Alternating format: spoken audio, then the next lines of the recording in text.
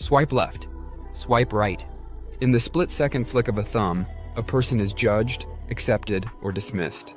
A small screen, a tiny photo, and a few lines of text. This is modern dating.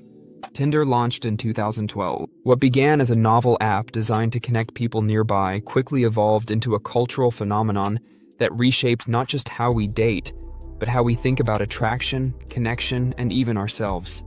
Before Tinder, dating was a slower process. You met someone through a friend, at work, maybe at a bar. You built rapport gradually, through conversation, shared experiences, eye contact. There was risk, there was tension, there was mystery. Now, dating can happen at scale. Hundreds of options. Thousands if you're willing to keep swiping.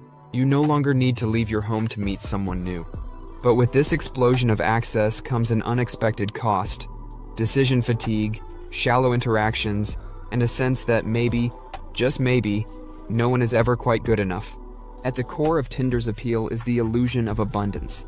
Every swipe is a small dopamine hit, a digital slot machine promising the possibility of love, or at least attention. And that promise is intoxicating. But abundance breeds ambivalence. When you believe there's always someone better one swipe away, commitment starts to feel like a liability.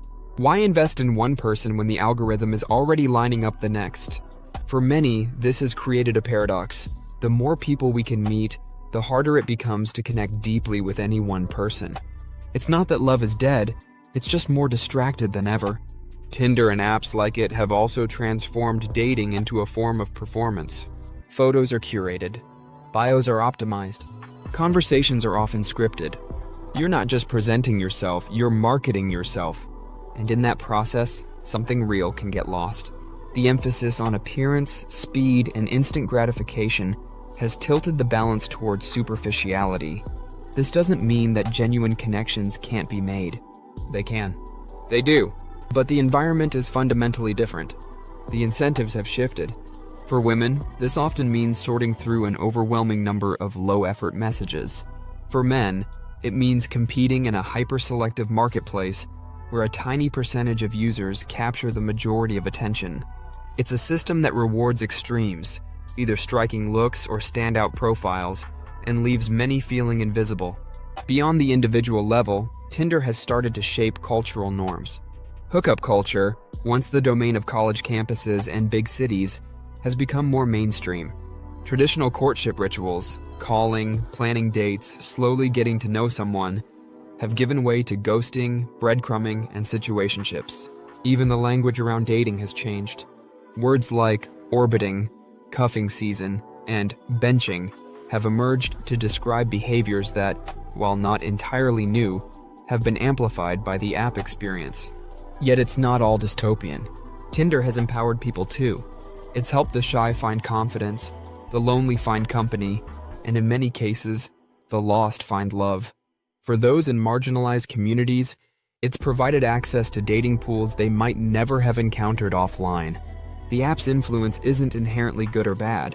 It's a tool, a mirror reflecting our desires, our insecurities, and our evolving ideas about relationships. What we're seeing is not just a shift in how people date, but a deeper shift in what they expect from dating. There's a growing tension between efficiency and intimacy, between having options and feeling chosen.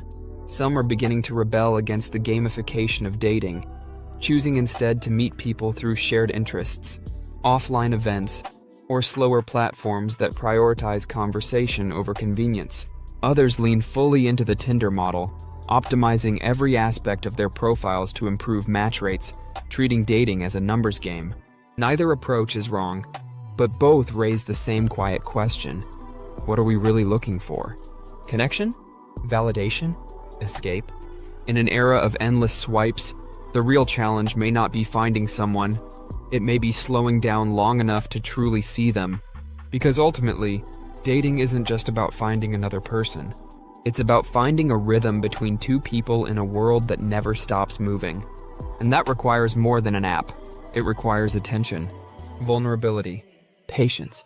These things aren't easy to come by when we're conditioned to expect everything instantly. But maybe that's the opportunity. Maybe the future of dating isn't faster but slower, less optimized, more honest.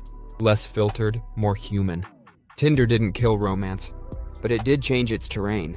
And now, we're all learning how to navigate this new landscape, one swipe at a time.